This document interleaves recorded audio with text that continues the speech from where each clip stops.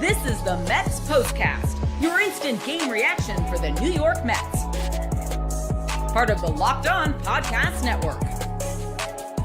Your team every day. We saw a sequel play out tonight in Hollywood, but this time it was not the ending the Mets were looking for as they fall in extra innings to the Los Angeles Dodgers by a final score of 6-5, snapping their 5-game winning streak. Welcome in, Little Mets After Dark, the Mets Postcast here, the Locked On Mets YouTube channel, the Locked On Mets podcast feed. Your Postcast host, Chris Schubert, here with you after each and every Mets game throughout the course of the season, and not really sure where to start with this one. A game that was, we mentioned it there on the side, it was a Hollywood sequel, played out exactly the same way, because for the second straight night, the Mets, clinging to a one-run lead in the ninth inning, proceeded to give up that one-run lead, play this game into extras, and unlike last night, where they were able to come through and score not just one, but 2 runs in extras, unable to crack through tonight and get any runs on the board. And then Freddie Freeman, like he has done his entire career, only this time it is now in a Dodgers uniform, tortures the New York Mets and walks it off in a weird play. I'm still not sure what happened to Brandon Nimmo on that play. Going to need to hear some level of an explanation. But let's start with what we'll be talking about in this one. It was the pitching staff. It started with Tylor Megill. It led into the bullpen and who wasn't available for the Mets tonight. And that is how they found themselves into this mess in extras. This is what you'll be talking about. You knew going into tonight that the Mets were shorthanded, used a lot of their bullpen in last night's contest in order to win, have been using a lot of their bullpen as of late, and they needed length from Tylor Megill. Didn't necessarily think we were going to get that with the way things started. Got the full Tylor Megill experience tonight. You saw the good and the bad with Tylor in that first inning, giving up those 4 runs, looking like the guy that we saw in the beginning of May. Personally, watching the game, I was frustrated with Tylor once again, but settled down. And while I'm not going to all of a sudden think Tylor Megill deserves a spot in this rotation when all these guys get healthy, he battled tonight.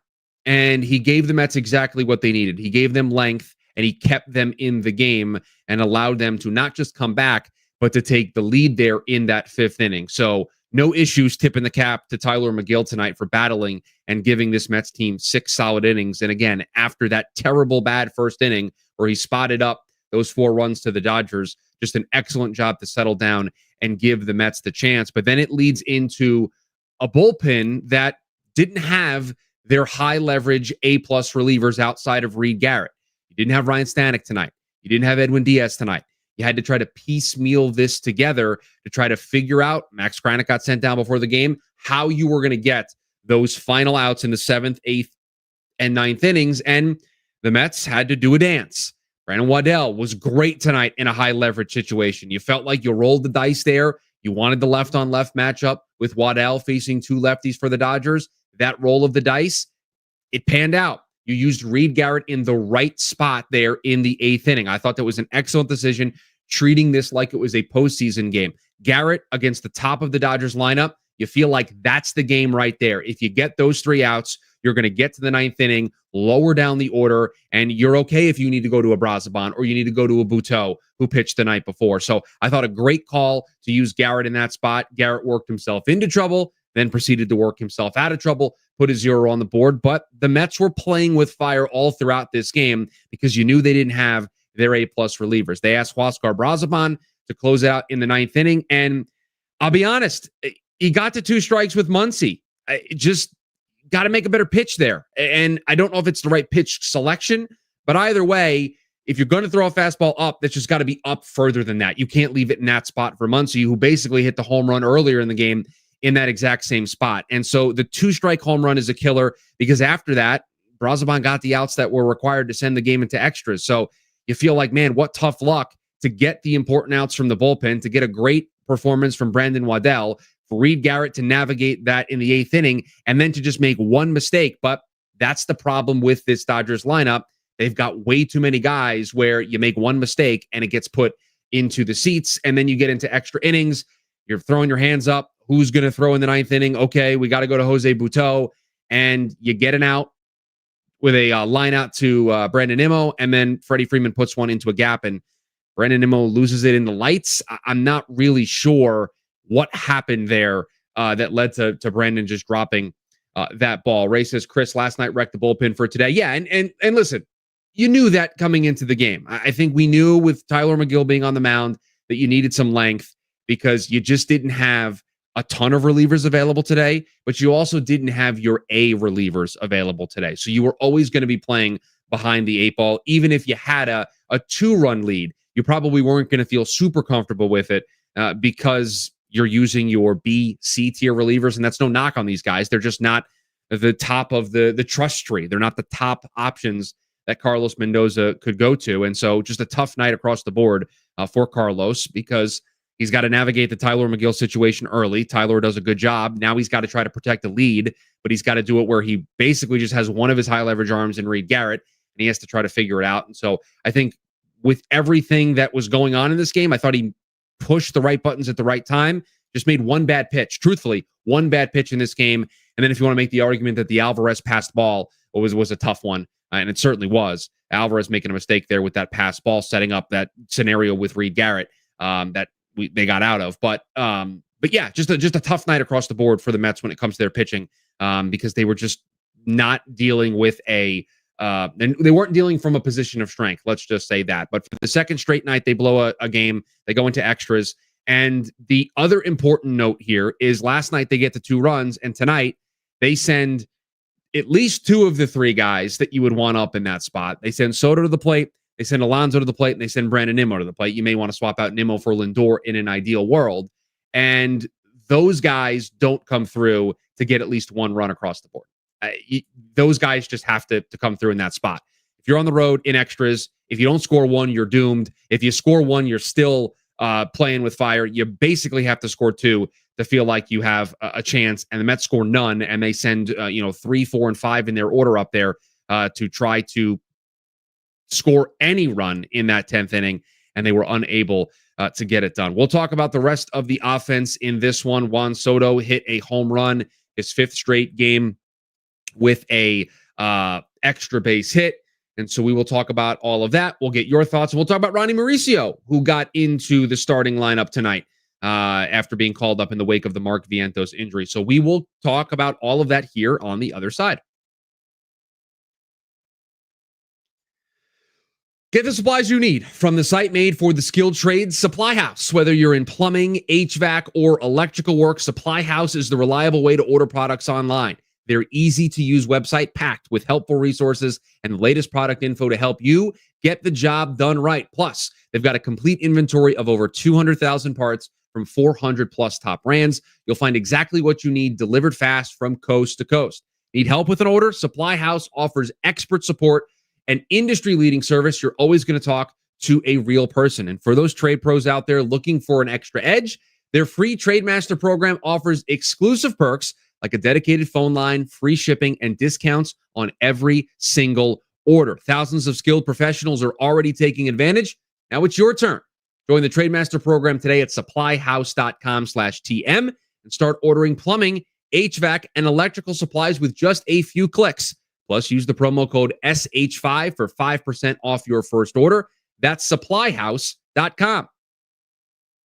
Ever check your bank account and wonder, where did all of my money go? Well, between dining out, online shopping, entertainment, man, it is so easy to lose track. That's where Monarch Money comes in. Your personal CFO, giving you full visibility and control over your finances. Now, Monarch Money isn't just a budgeting app. Think of it as a complete financial command center. You can track all of your accounts, investments, and spending all in one place. So you stop just managing your money and you start building wealth. Instead of juggling those multiple apps, you can use Monarch to check your finances, track the spending, and even plan long-term goals. Want to manage money with a partner? It is smoother than ever. You can track shared and personal accounts and stay on the same page without the stress. Take control of your finances with Monarch Money. Use code LOCKEDONMLB at monarchmoney.com for 50% off your first year. That's monarchmoney.com, code LOCKEDONMLB for half off your first year. Back here, Mets Postcast, Locked On Mets YouTube channel, the Locked On Mets podcast feed.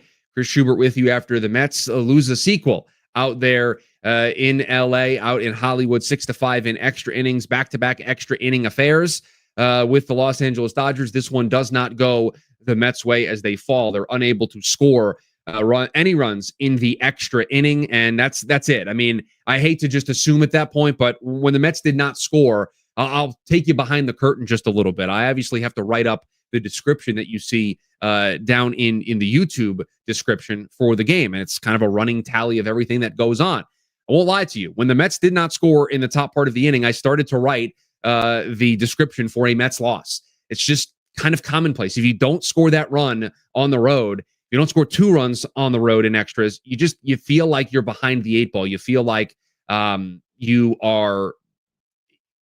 It just feels like you have to be perfect, and the Mets did not feel like they had a perfect bullpen tonight, considering their lack of options. Ray says, Chris, it's good to know we are at least always in the game. Silver lining. I did see somebody, I would love to give them credit, I forgot who it was, but somebody that I followed on Twitter in Metsland talked about how the one takeaway that we can have from this series so far is the Mets are showing that they can go toe-to-toe with the Dodgers, and I would wholeheartedly agree.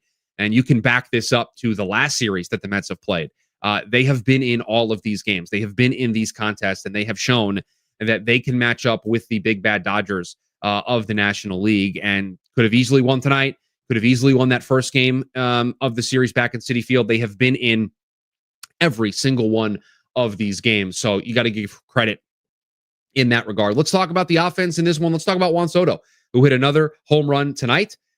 His fifth straight game, with an extra base hit, and he just seems like he's getting hot. Seems like he is feeling way more comfortable up there. Now, I say that and didn't really love the approach there in extra innings with that at bat. Definitely felt like he went up there geared up to try to put one into the seats to try to give the Mets a 2-run cushion. It felt very counter to who Juan Soto is, going up there, being patient, working the count, taking the walk if that what was there for him. Felt like he was a little too aggressive in that spot. But overall, it's good to see him continue to rack up those extra bases. And again, he kickstarted the Mets' ability to come back there in that game with that 2-run home run in the 3rd inning that set up the 5th inning where the Mets were able to, with some hustle plays, take the lead. Shout out to Brandon Nimmo. I know that it didn't end well with Nimmo there in the 10th, but a good hustle play there in the 5th by Nimmo to help the Mets score the go-ahead run at that point to take a 5-4 lead. Ray says Pete's at bat in the first was epic. Yeah, that at bat, that's a 2-out hit to score the first one with Marte, man, fouling off a bunch of pitches, a lot of off-speed stuff to keep that at bat alive, and then put one into the gap there.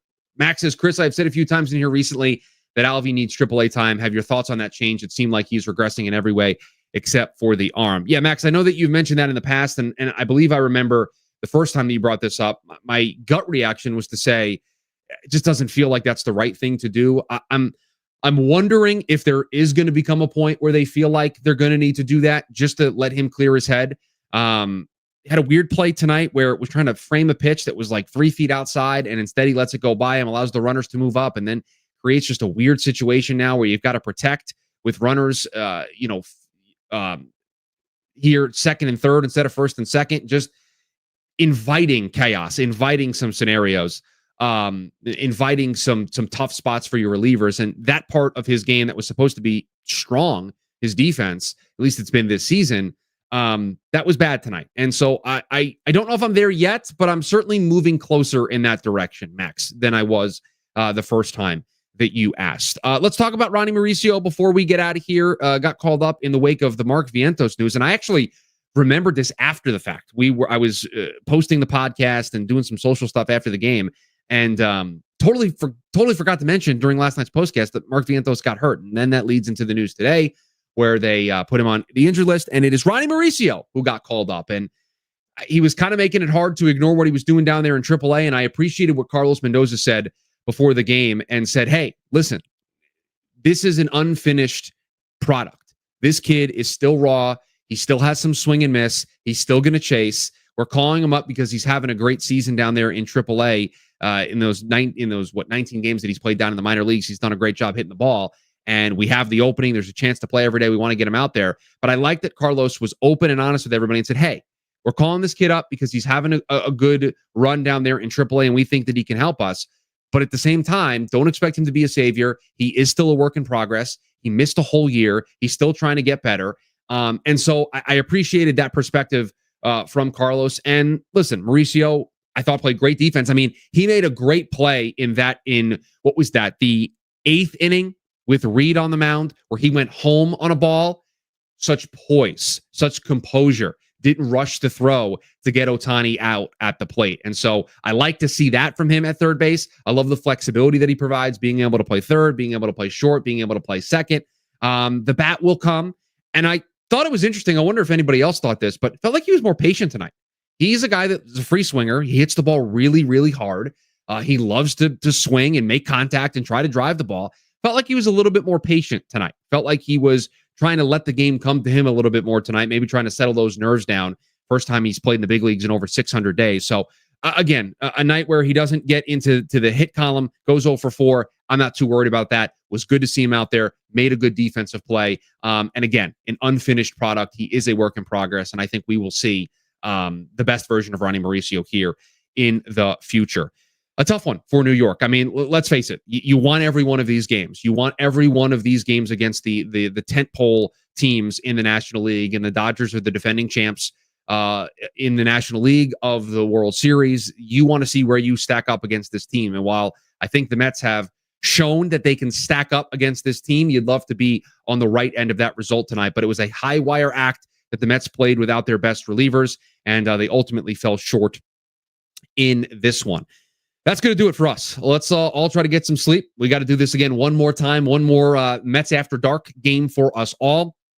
We've got that coming up tomorrow. It'll be Griffin Canning on the mound for the New York Mets as they will look to pick up the second win of this series. They will look to guarantee themselves at least a series split, and they will look to try and start a brand new winning streak as their 5-game winning streak was snapped. Their 3 games in a row against the Dodgers snapped as well. Tonight, they will try to bounce back in a big way tomorrow with Griffin Canning on the mound, and hopefully with some of their high leverage relievers back in the fold. If they have a small lead late, a 1 or 2 run lead, we'll feel a little bit better about things. A tough one tonight for the New York Mets. You wanted this one. You felt like with the start that you got from Tylor Megill after the first inning and the battle, the resiliency that the Mets showed to come back and take this lead 5-4, with the pitching that you got from Brandon Waddell, from that 8th inning from Reed Garrett, you wanted it. You wanted that one in the 9th inning, and I think it hurts that when our heads hit the pillow tonight, we're going to be thinking about that one mistake that Huascar Razaban made with 2 strikes in this one. Again, that was it. One mistake with 2 strikes that ties this game, and then it goes into extras. The Mets' top part of their lineup is unable to score, and then you put yourself in a really bad spot in the bottom of the 10th. I mean, it can all be summed up, just like last night. The 9th and the 10th summed up everything. Same thing tonight. The 9th and the 10th summed it up for New York. But that will do it for us here. If you are new, subscribe, turn on that notification bell so that you are notified when we go live, and you can join us here on the Mets Postcast. But that's going to do it for us. The Mets will be back in action tomorrow. We'll be back one more late night Mets After Dark Postcast for you. So get some sleep, get that coffee going early tomorrow. We got another late night in store, and we'll be here to break it all down. See you, everybody.